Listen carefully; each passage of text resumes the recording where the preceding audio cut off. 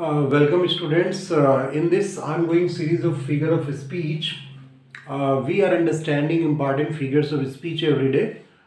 Today we are going to understand metonymy.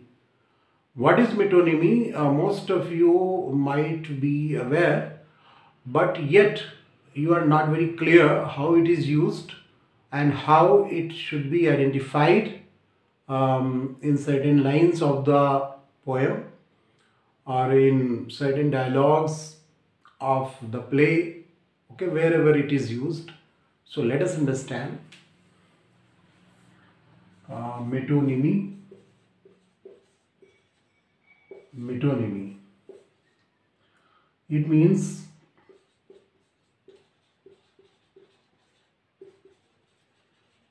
change of.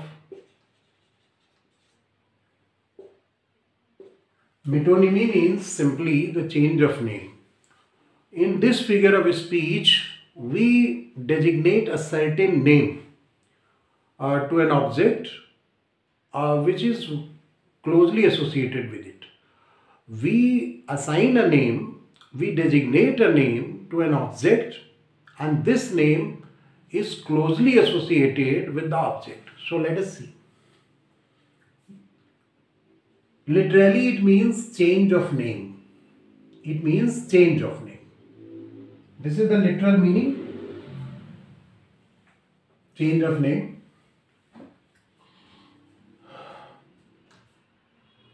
In this figure of speech,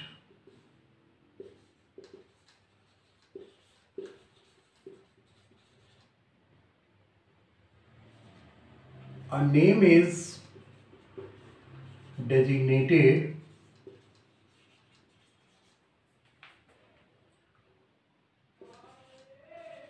to an object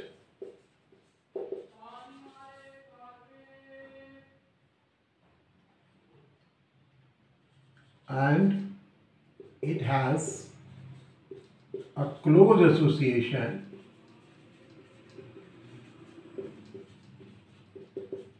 with it.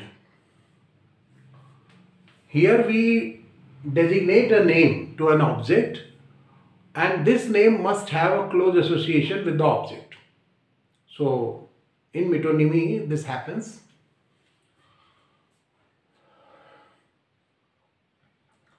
For example, what happens? House for the Lok Sabha, for Lok Sabha. House for the Lok Sabha, chair for the chairman,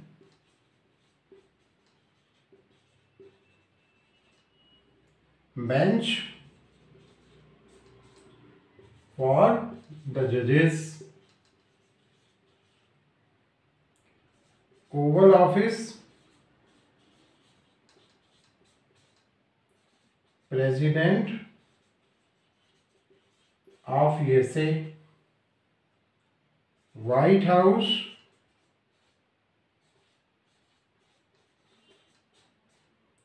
President of USA,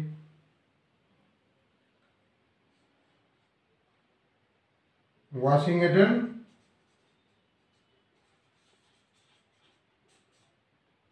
Government of USA, Crown for the king. So you can see metonymy means a change of name when we change the name of a certain object by the name which is closely associated with that object. That is called metonymy. So house for the Lok Sabha, we generally use house for the Lok Sabha, chair for the chairman, bench for the judges, Oval Office means President of USA, White House also means President of USA, Washington means Government of USA, Crown means the king. So these are a few examples of metonymy. Now we will proceed further and understand how many types of metonymy is there. So let us understand.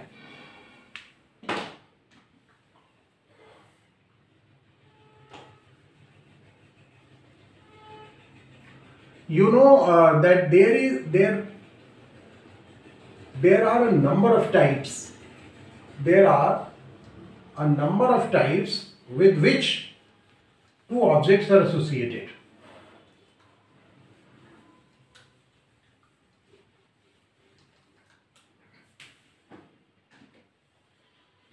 Two objects may be associated through number of ways. So, as many types of associations are there, in the same way there would be the types of metonyms.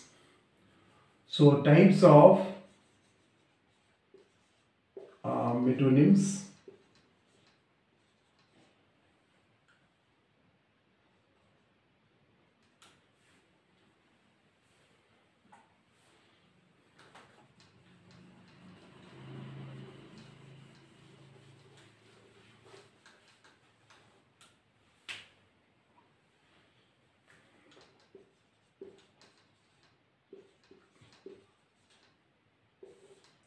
First one,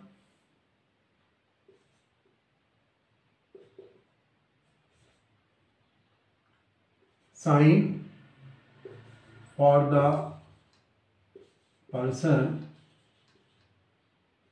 or thing symbolized.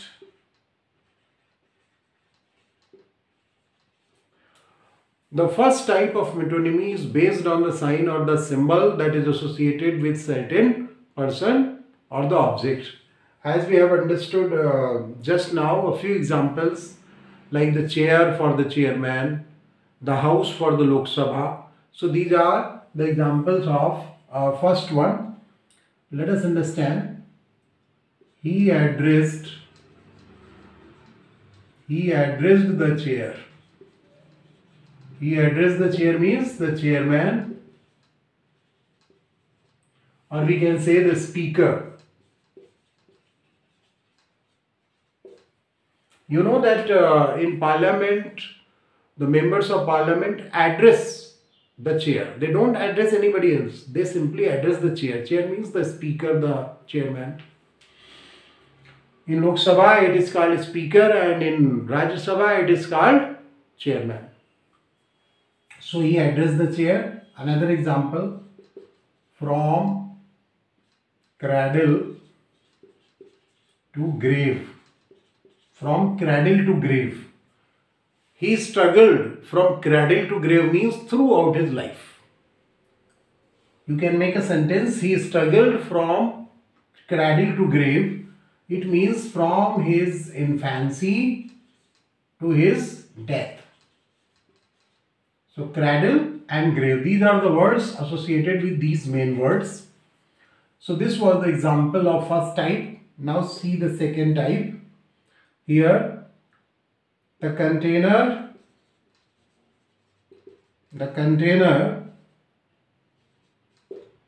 for the contained.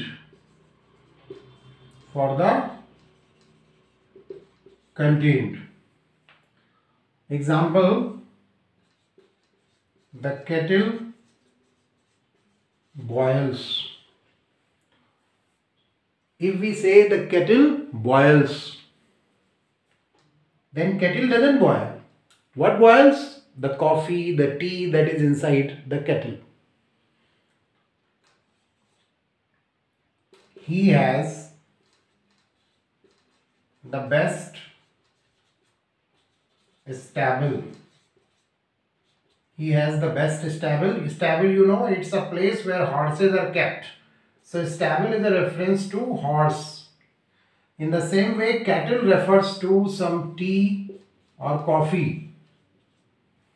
So container is referring for the contained. What is contained inside? He keeps a good cellar. Cellar means he keeps a good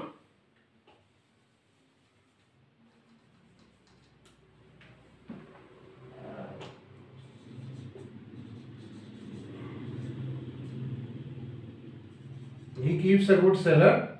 Here cellar means basement. Literally it means basement. and he keeps a good cellar. It means he stores he stores enough quantity of grain. Generally in the basement you will store some valuable things. So here roughly it means the grains that he stores.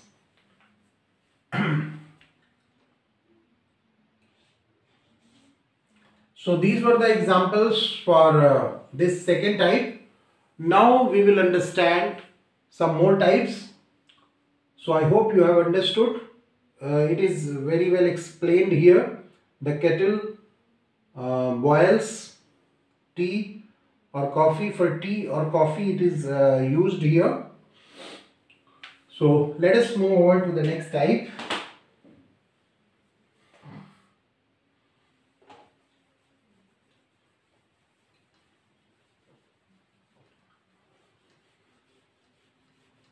In the next type, we will understand how the instrument is used for the agent, and we will also understand how a writer is used, how some author is used for author's name is used for his work.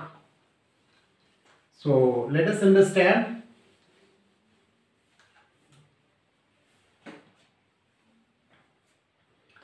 In the third type, the instrument for the agent. The tool is used for the doer. How? The pen is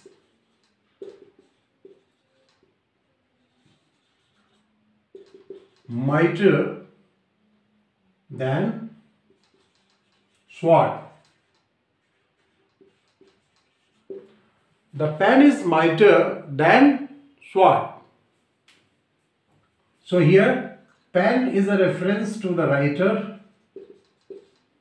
and sword is a reference to the soldier.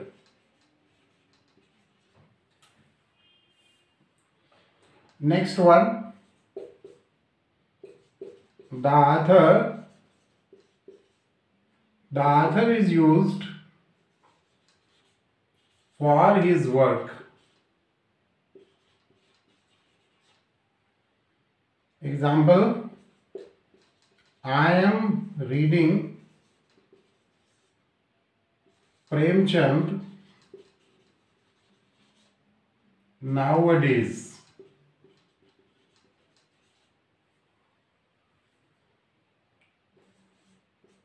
He read Milton for a day. Next, did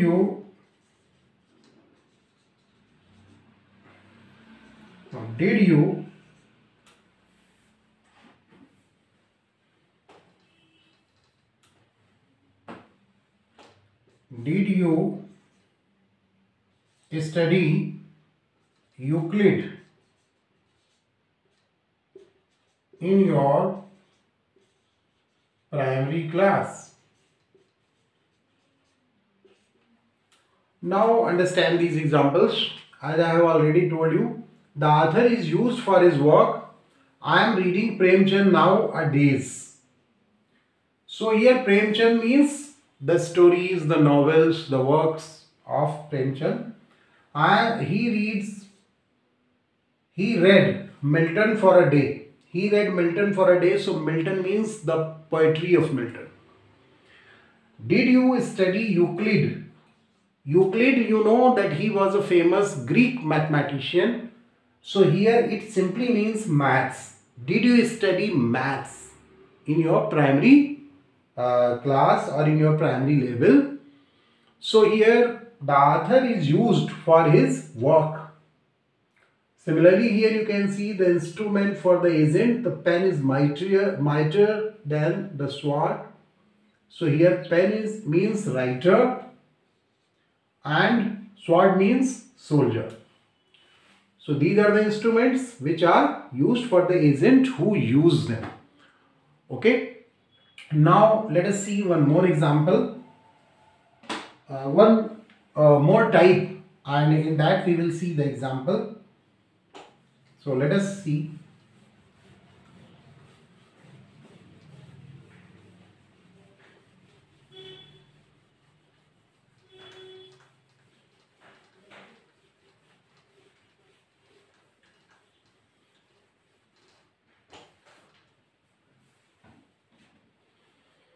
In the fifth type, the object is used.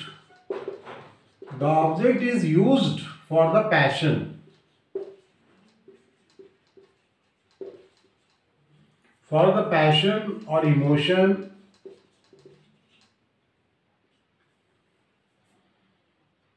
Example, he turned his charger means horse, and spoke. He turned his charger and spoke. He turned. When you are turning the horse, it means you want to pay attention. So here attention or interest of the speaker is conveyed.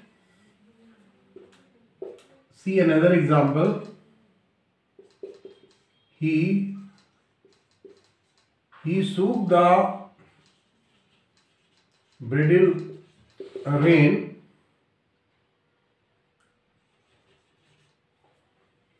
and said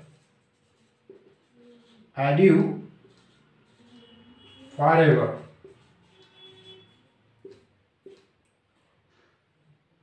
Shook the bridle rein. Bridle means it is the leather strip. It is the leather strip, or we can say it's the leather strap which is used to control the horse. So he shook the bridle rein and said adieu means goodbye forever. So shaking the bridle rein is a symbol that he was saying it in an emphatic way or in an excited way, or we can say emphatic way, emphatic or excited. He said in a happy way adieu forever.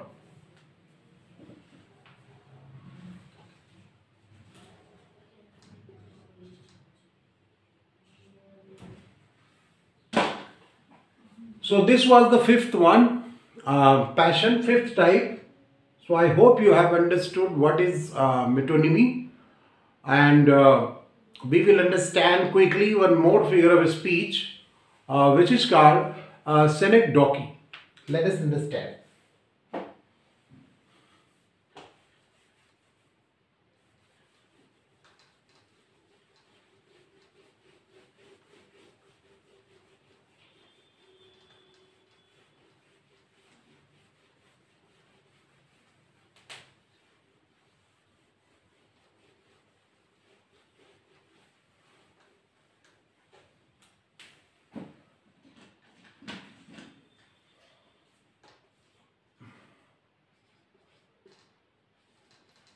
Synecdoche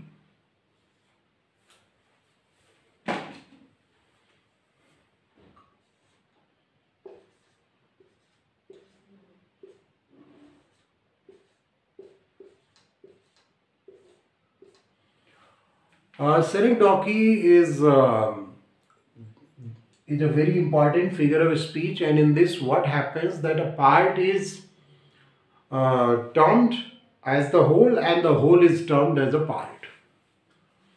In this figure of speech,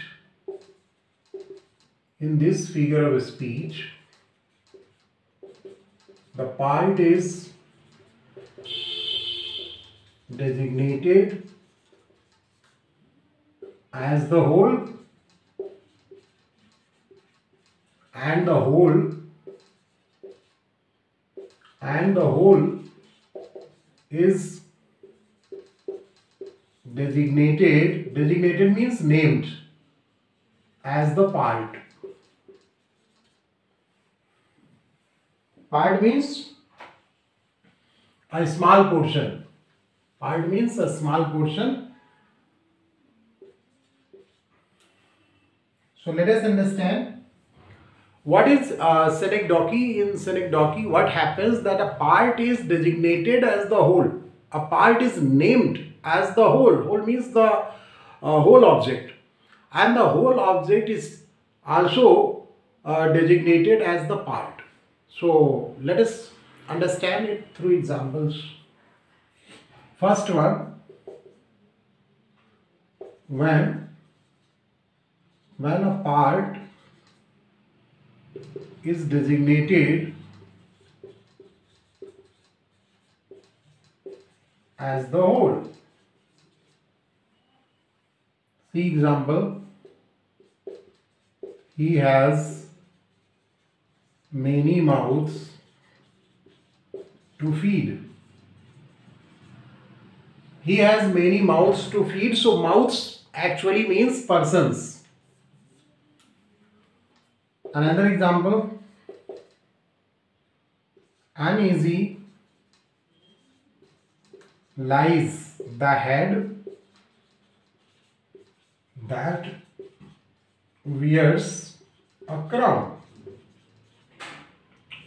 You know that head is a part of body. So here this part is considered the whole person. This part is designated as the whole person, and here the whole person is the king.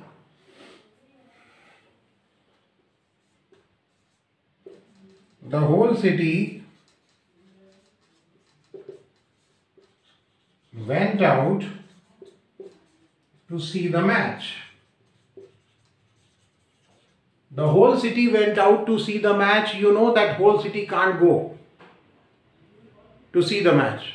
Whole city means a certain group of the citizens of the city went to see the match. So here the part.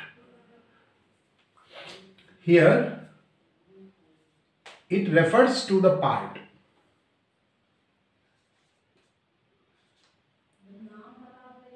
Give me this day our daily bread. So bread, you know, it's a part of food. So it refers to as the food.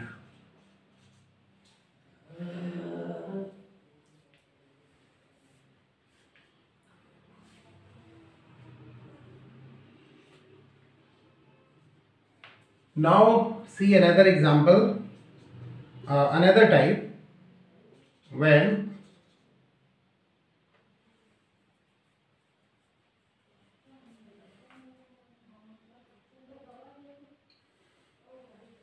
this third one is the example of this type which we are going to understand. So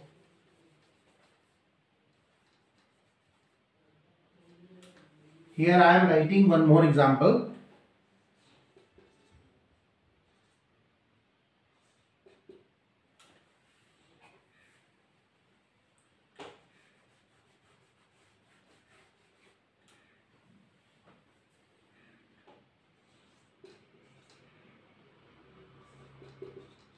Give me your hand for carrying this box up stairs. Carrying this box.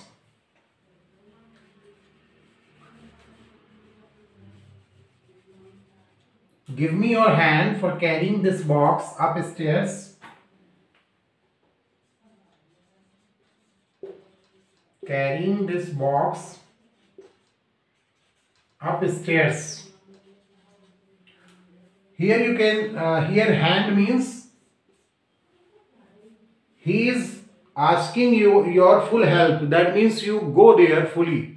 Not only your hand, but you will go there fully. So hand is indicating the whole person. So when the whole is designated a part. Before we understand these examples, let's have a recap. In this figure of speech, the part is designated as the whole. That means a part is given the name of the whole and the whole is given the name of a part. Okay, designated means named. So here in these examples, in the first category, we are understanding when a part is designated as the whole. He has many mouths to feed. So mouth is a part of body and it means the person. Okay, he has many persons to feed. Uneasy lies the head. Head is a part of human body and here it refers to the whole person. That means the king. Give your hand for carrying this box. So hand is a part of body and here it means the person. You are asking the person to come and help you. Give me this day our daily bread. Bread is simply a part of the food. So here it refers to the whole food. When the whole is designated a part. So let us understand these examples.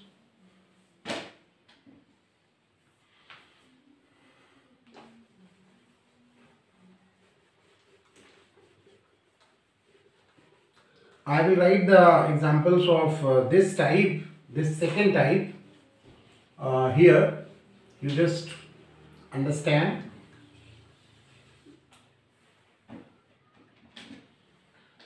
See the examples of this type. India defeated Pakistan in 1971 once war. Another example. Australia defeated India in the cricket match.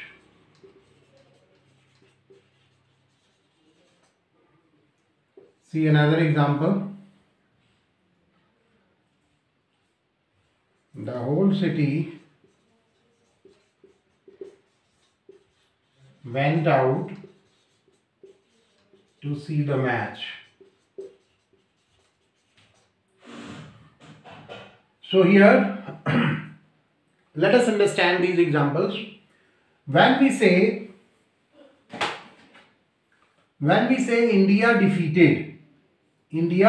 defeated Pakistan, so what does it mean?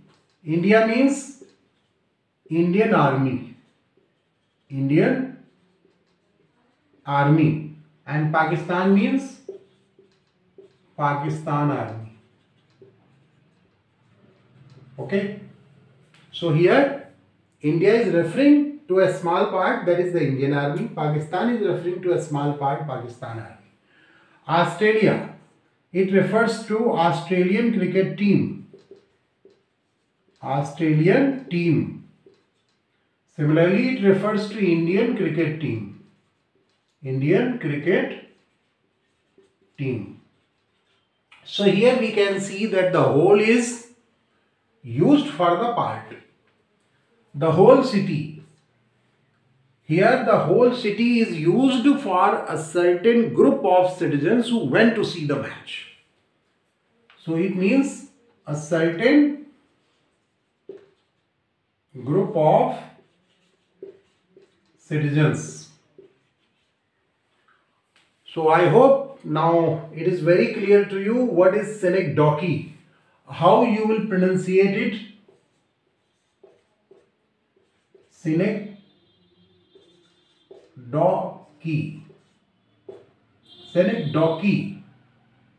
Okay. So in this way you pronunciate it. So I hope you have understood this figure of speech. Now before we end the class, I want to remind you, if you are a new student, then subscribe the channel. If you are the regular one, then recommend the channel to your friends and well-wishers. Now, thank you. See you. See you again.